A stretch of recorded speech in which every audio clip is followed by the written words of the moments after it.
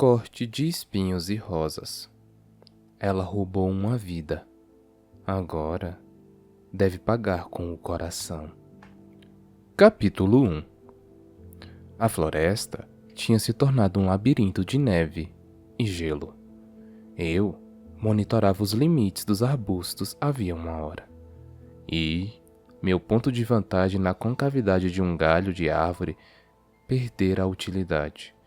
O vento forte soprava montes espessos de neve que varriam minhas pegadas, mas enterravam com elas qualquer sinal de possíveis pedras. A fome tinha me levado mais longe de casa do que eu normalmente ousava, mas o inverno era uma época difícil. Os animais tinham se retirado.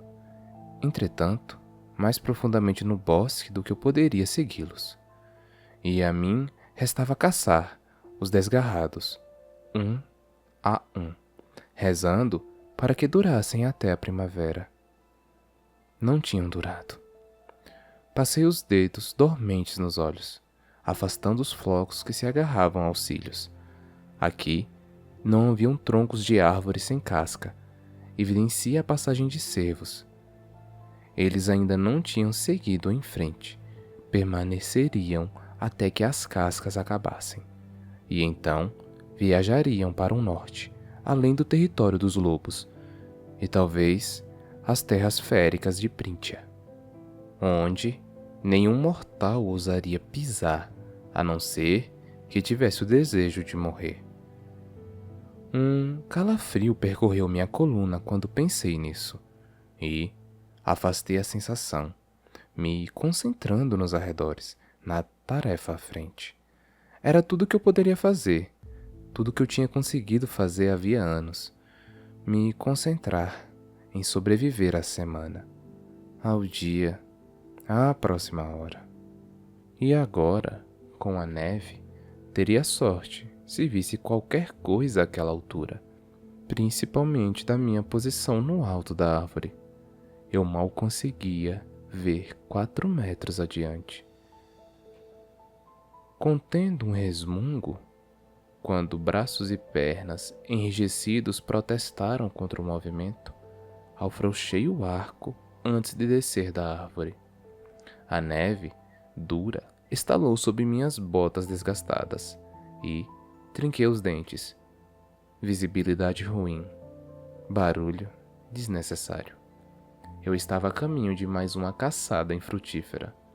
Restavam apenas algumas horas de luz do dia. Se eu não partisse logo, precisaria encontrar o caminho de casa no escuro. E os avisos dos caçadores da aldeia ainda pareciam frescos em minha mente. Lobos gigantes estavam à espreita, e muitos deles, sem falar dos boatos de um povo estranho avistado na área, alto e sinistro e mortal. Qualquer coisa menos feéricos, suplicavam os caçadores a nossos deuses. Haviam muito esquecidos. E eu rezava em segredo ao lado deles. Nos 8 anos em que morávamos em nossa aldeia, a 2 dias de viagem da fronteira imortal de Príntia, tínhamos sido poupados de um ataque. Embora carcereiros viajantes, às vezes, contassem histórias de aldeias afastadas da fronteira, reduzidas a lascas e ossos e cinzas. Esses relatos, certa vez raros o bastante para serem ignorados pelos anciões da aldeia como boatos, tinham, mais recentemente, se tornado sussurros constantes em todos os dias de feira. Eu arriscaria muito ao entrar tanto na floresta, mas tínhamos acabado com um pão no dia anterior, e o restante da carne seca no dia anterior àquele. Mesmo assim, eu preferiria passar outra noite com fome a satisfazer o apetite de um lobo, ou de um feérico. Não que houvesse muito de mim para se banquetearem. Eu tinha ficado esquálida a essa altura do ano e podia contar muitas das costelas. Andando mais ágil e silenciosamente que podia entre as árvores, pressionei a mão contra a barriga vazia e dolorida. Sabia qual expressão estaria estampada nos rostos de minhas duas irmãs quando eu voltasse para nosso chalé, de mãos vazias mais uma vez. Depois de alguns minutos de busca cuidadosa, eu me agachei em um aglomerado de arbustos espinhentos cobertos de neve. Em meio aos espinhos, tinha uma vista relativamente decente de uma clareira e do pequeno riacho que fluía por ela. Alguns buracos no gelo sugeriam que ainda era frequentemente usado. Com sorte, alguma coisa passaria. Com sorte. Suspirei pelo nariz, enterrando a ponta do arco no chão, e apontei a testa contra a curvatura tosca da madeira. Não duraríamos mais uma semana sem comida, e famílias demais já haviam começado a implorar para que eu confiasse na caridade do povo mais rico da aldeia. Testemunhara em primeira mão até que ponto, exatamente, ia tal caridade. Eu me posicionei mais confortavelmente e acalmei a respiração, fazendo esforço para ouvir a floresta por cima do vento. A neve cai e cai, dançando e rodopiando, como um nevoeiro faiscante. O branco era fresco e limpo contra o marrom e o cinza do mundo. E, apesar de não querer, apesar de ter braços e pernas dormentes, silenciei aquela parte inquieta e maligna da minha mente, a fim de observar o bosque coberto pelo véu de neve. Houve um tempo em que para mim era instintivo desfrutar o contraste da grama nova contra o solo escuro e revirado, ou um broche de ametista aninhado em dobras de seda esmeralda. Houve um tempo em que eu sonhava e respirava e pensava em cores e luzes e formas. Às vezes, eu até mesmo me permitia sonhar com o dia em que minhas irmãs estariam casadas e seríamos apenas papai e eu, com comida o suficiente para todos, dinheiro bastante para comprar tinta e tempo bastante para colocar aquelas cores e formas em papel, ou tela, ou nas paredes do chalé. Um sonho que provavelmente não aconteceria tão cedo. Talvez nunca. Então me restava roubar um momento como aquele, admirar o brilho da luz pálida do inverno sobre a neve. Não conseguia me lembrar da última vez que tinha parado a fim de admirar qualquer coisa linda ou interessante. Horas de ócio em um celeiro decrépito com Isaac Halley não contavam. Aquelas horas eram vorazes e várias e às vezes cruéis, mas nunca lindas. O vento uivante se transformou em um suspiro baixo. A neve passou a cair preguiçosamente, em punhados grandes e gorduchos que se acumulavam em cada fresta e protuberância das árvores. Hipnotizante, a beleza letal e suave da neve. Eu me encolhi diante do pensamento de precisar voltar para as estradas lamacentas e congeladas da aldeia, para o calor abafado de nosso chalé. Arbustos farfalharam na clareira. Sacar o arco foi uma questão de instinto. Olhei entre os espinhos e prendi o fôlego. A menos de 30 passos estava uma pequena corça, ainda não muito magricela devido ao inverno, mas desesperado o suficiente para arrancar a casca de uma árvore na clareira. Uma corça como aquela poderia alimentar minha família durante uma semana ou mais. Minha boca se encheu d'água. silenciosa como o vento que ciciava entre as árvores mortas. Mirei. Ela estava tão distraída, tão alheia ao fato de que a própria morte esperava a metros de distância. A corça continuou rasgando tiras de cascas, mastigando devagar. Eu poderia cercar metade da carne e nós poderíamos imediatamente comer o restante. Ensopados, tortas, a pele poderia ser vendida, ou talvez transformada em roupa para uma de nós. Eu precisava de botas novas, mas Elaine precisava de um manto novo, e Nesta queria qualquer coisa que fosse de outra pessoa. Meus dedos tremiam. Tanta comida, que salvação.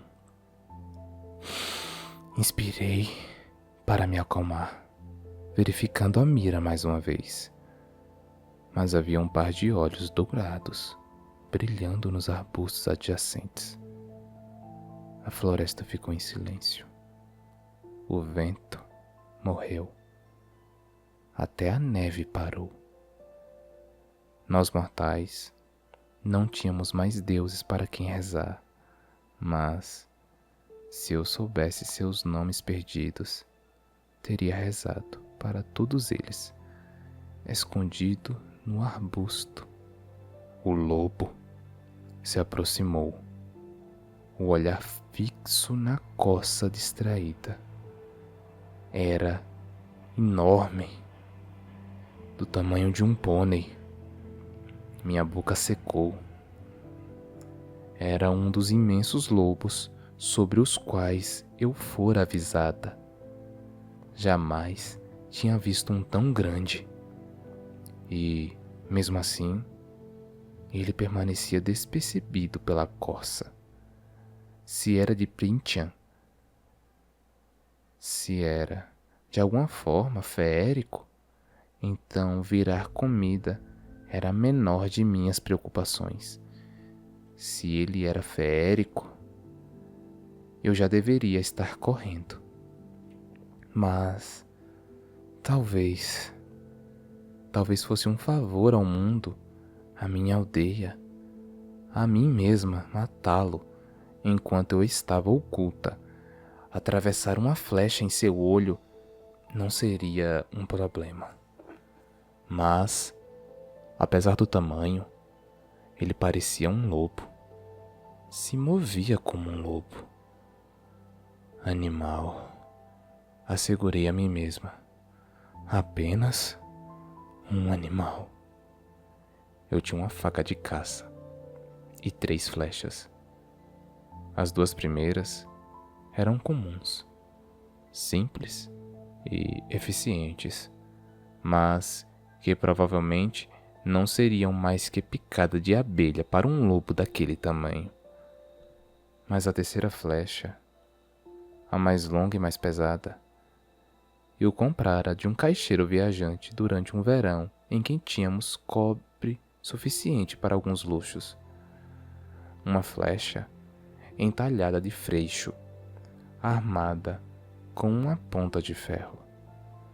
Todos sabiam que os feéricos odiavam ferro, mas era a madeira do freixo que fazia com que sua magia curadora e imortal falhasse por um tempo suficiente para que um humano lhe desse um golpe mortal.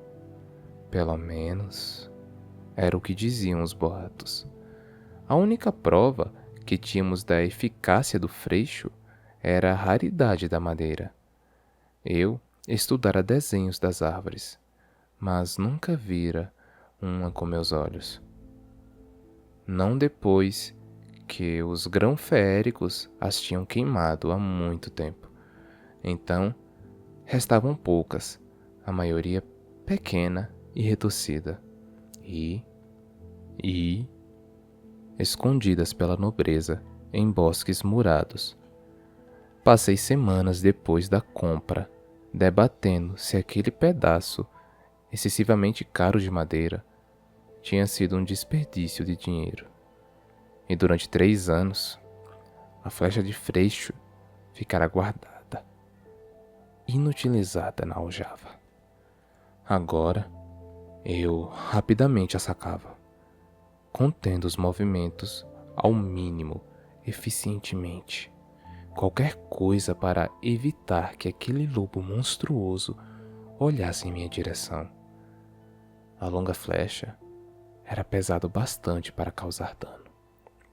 Poderia matar o lobo se eu mirasse direito. Se eu abatesse o lobo, a corça fugiria.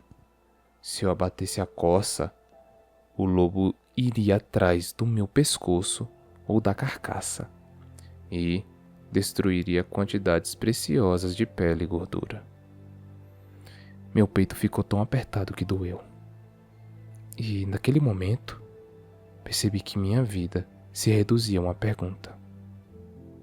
O lobo estava sozinho? Segurei o arco e puxei ainda mais a corda. Eu era boa de tiro, mas jamais enfrentara um lobo. Achei que isso me tornava sortuda, até mesmo abençoada.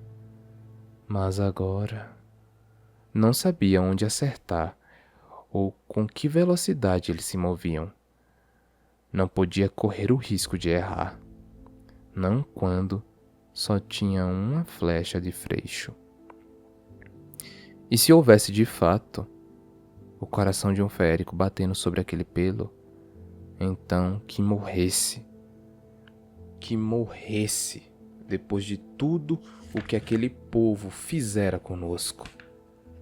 Eu não correria o risco de que ele espreitasse nossa aldeia mais tarde, atrás de massacrar e alejar e atormentar. Que morresse ali e naquele momento. Eu ficaria feliz em acabar com ele. O lobo se esgueirou mais perto e um galho se partiu sob uma das patas, cada uma maior que minha mão. A corça ficou rígida. Ela olhou para os 2 lados, os ouvidos se esticando na direção do céu cinzento. Com o lobo abaixado a favor do vento, a corça não podia vê-lo, nem sentir seu cheiro. A cabeça do lobo pendeu, e o enorme corpo prateado do animal, tão perfeitamente camuflado na neve e nas sombras, se equilibrou sobre as ancas. A corça ainda olhava na direção errada. Desviei minha atenção da corça para o lobo. E, então, de volta, pelo menos ele estava sozinho. Pelo menos nisso eu fora poupada.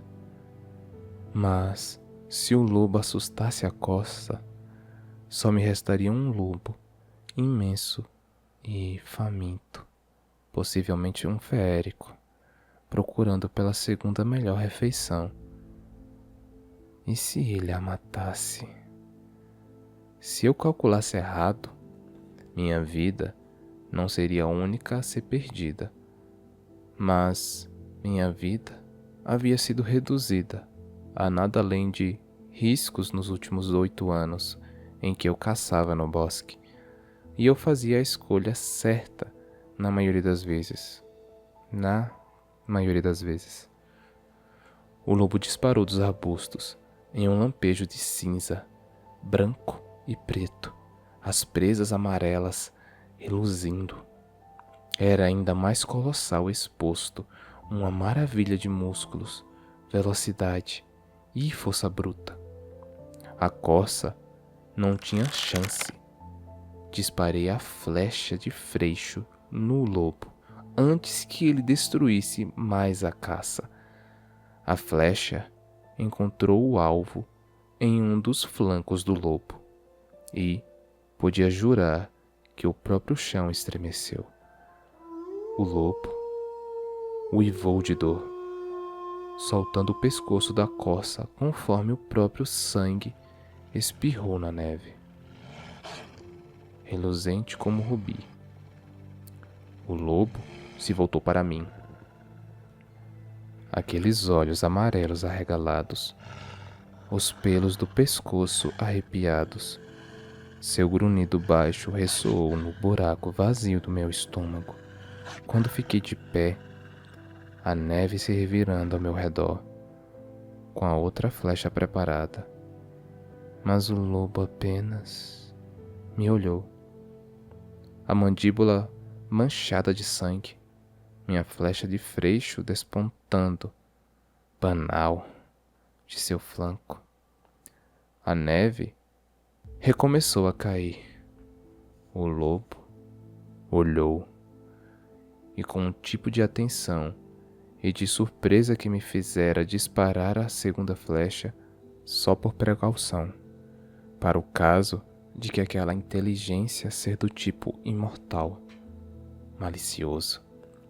Ele não tentou desviar da flecha quando ela perfurou facilmente o olho amarelo e arregalado.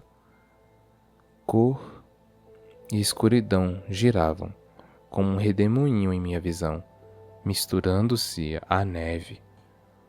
O lobo desabou no chão. Suas patas estremeciam e um gemido baixo cortou o vento. Impossível. Ele deveria estar morto, não morrendo. A flecha atravessou o olho do lobo, quase até a ponta de pena de ganso. Mas o lobo, o feérico, não importava. Não com aquela flecha de freixo enterrada no flanco. Mesmo assim, minhas mãos tremeram quando afastei a neve do caminho e me aproximei dele, ainda mantendo uma boa distância. Sangue jorrava dos ferimentos que eu causara, manchando a neve de carmesim. O lobo batia com a pata no chão. A respiração já mais lenta. Será que sentia muita dor? Ou o choro era apenas uma tentativa de afastar a morte?